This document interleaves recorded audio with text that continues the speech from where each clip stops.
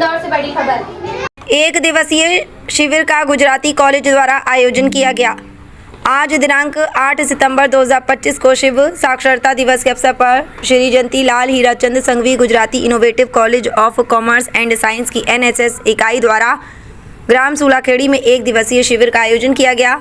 शिविर का संचालन कॉलेज के प्राचार्य डॉक्टर सौरभ परीख एवं प्रशासनिक अधिकारी डॉक्टर सीमा सिंह के मार्गदर्शन में सफलतापूर्वक संपन्न हुआ।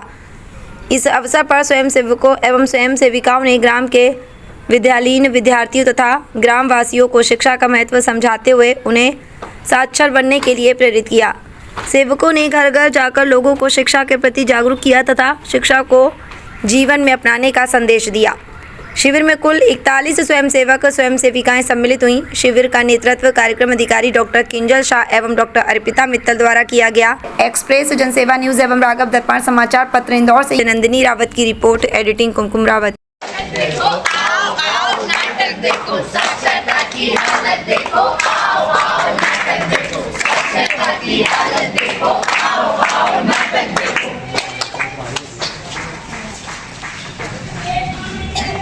आज हम गुजराती कॉलेज की तरफ से साक्षरता दिवस पर आपके सामने एक नाटक प्रस्तुत करने जा रहे हैं। अगर आप अनपढ़ रह जाए या पढ़ाई नहीं करें तो इसके क्या नुकसान होंगे, हम इस नाटक के प्रति आपको बताने वाले हैं। आज यहाँ पर क्या होगा? नाटक होगा, नाटक होगा, नाटक होगा। अच्छा, आज यहाँ नाटक होगा? हाँ, नाटक होगा, नाटक होगा। क्या ये नाटक किसी देश पर होगा? नहीं नहीं नहीं। तो क्या ये नाटक भ्रष्टाचार पर होगा? बिल्कुल नहीं, बिल्कुल नहीं, बिल्कुल नहीं। अरे तो ये नाटक होगा किस पर? नाटक होगा, नाटक होगा, नाटक होगा। ना देश पर होगा, ना भ्रष्टाचार पर होगा। नाटक होगा, नाटक होगा, नाटक होगा। साक्षरता पर नाटक होगा।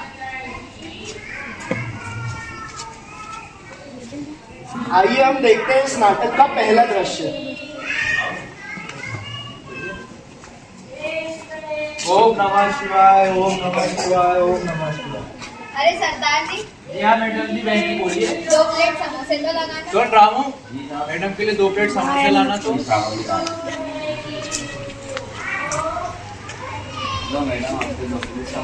कौन रामू, 1 कप चाय लाना मेरे लिए।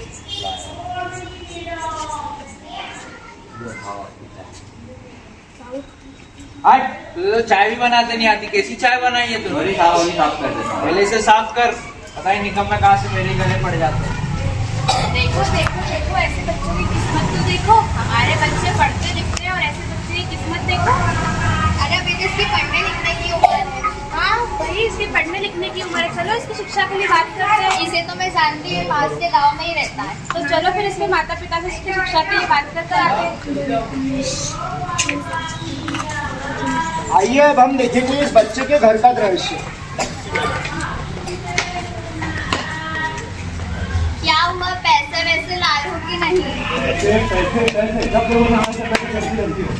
तो कमाओगे नहीं तो खाएंगे क्या? करने क्या जाते हो वहाँ पर? है भगवान, मेरी तो किस्मत भी फूट गई है इससे शादी करके।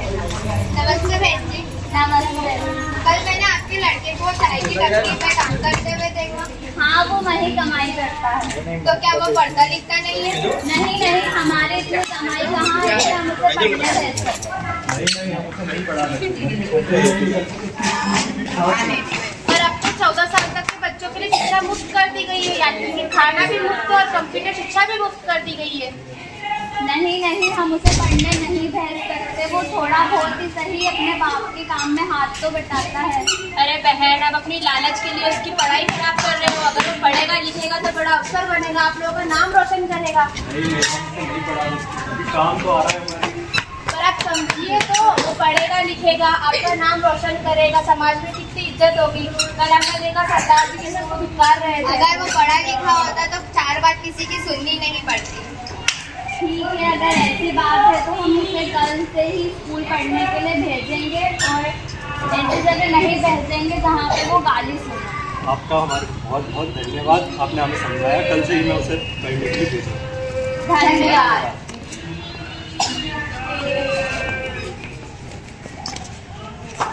आइए आइए अब हम देखेंगे इस नाटक का दूसरा दृश्य। डाकिया आया, डाकिया आया, डाकिया आया, डाकिया आया, डाकिया आया, डाकिया आया, डाक लाया, डाक लाया।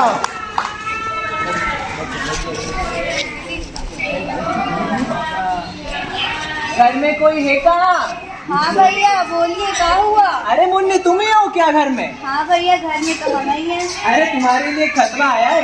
खतवा किसने भेजा है? अरे पता नहीं खतरा किसने भेजा है, हमें कुछ पता नहीं है, तुम ही देखो।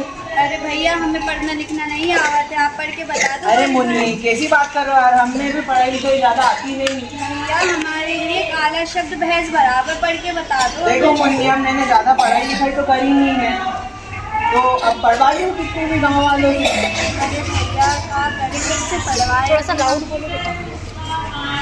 भैया, हमारा खत पढ़ दोगे क्या? इसमें क्या लिखा है? क्योंकि हम तो खुद ही अनपढ़ हैं, हम कैसे पढ़ेंगे? अरे भगवान, हमें तो ये भी समझ में नहीं आ रहा है, इसमें शब्द उल्टा लिखा है, सीधा लिखा हुआ है। ये भैया, हमारा खत पढ़ दोगे क्या? हमारा बहन जी हम खुद ही अनपढ़ हैं।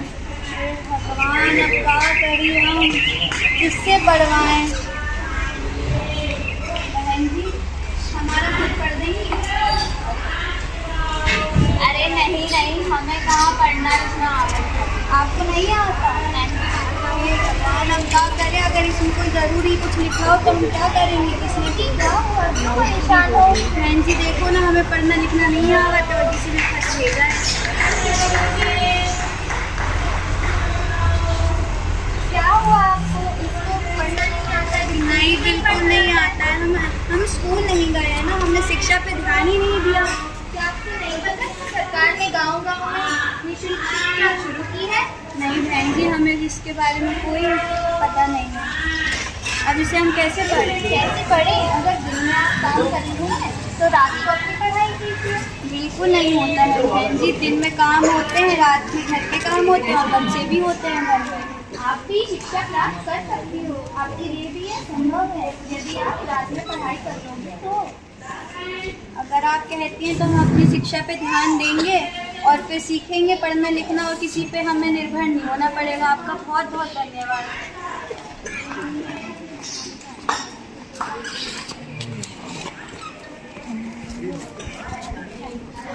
तो आप लोग ने देखा शिक्षा कितनी महत्वपूर्ण है अपने लिए। अगर पढ़ना लिखना नहीं आता है अगर हमें, तो हम किस के पास जाके ये सब पूछें? अगर किसी और को नहीं आता तो हमें पता ही नहीं कि आगे क्या है, इसमें क्या पढ़ना है, क्या लिखा है। तो शिक्षा पे ध्यान दो, काम बाद में भी हो सकते हैं, है ना? तो यही हम समझाने आए कि शिक्षा हमारे लिए कितनी ज़रूरी है। ठीक है, धन्यवाद।